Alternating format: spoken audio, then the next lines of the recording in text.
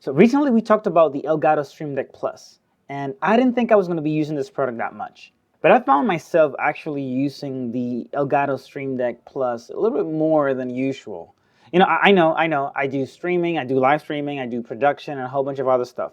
But I've been using it more often in a regular day-to-day. By the way, did you know that you can actually control your Microsoft Teams with the Stream Deck software?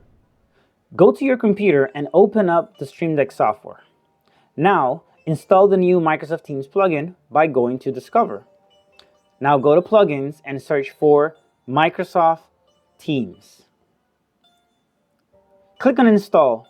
I know, I already have it installed, and it's gonna look like this little blue button here that's showing up as Install, and then you just go ahead and click it. And now the new plugin has been added to the Stream Deck plugin library. So now what we're gonna do is go to our Stream Deck plugin library, scroll all the way down, and we're going to look for Microsoft Teams. You'll notice we already have quite a few options here, and I used to do some of these with shortcuts, but let's be honest, shortcuts on a Stream Deck are not always the best approach, especially when the app is not on focus.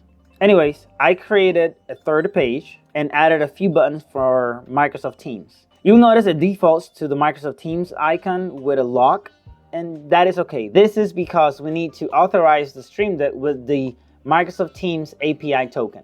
Now, to get this token, open up your Teams software and go to Settings and More. Then Settings, then we go to Privacy and scroll to the bottom. Now here is where we got the third-party API, and click on Manage API. After this, we just want to go ahead and enable the API, which will provide an API token. Copy this to our Stream Deck and we should be ready. Now you can actually generate new API tokens by just clicking on the Generate button.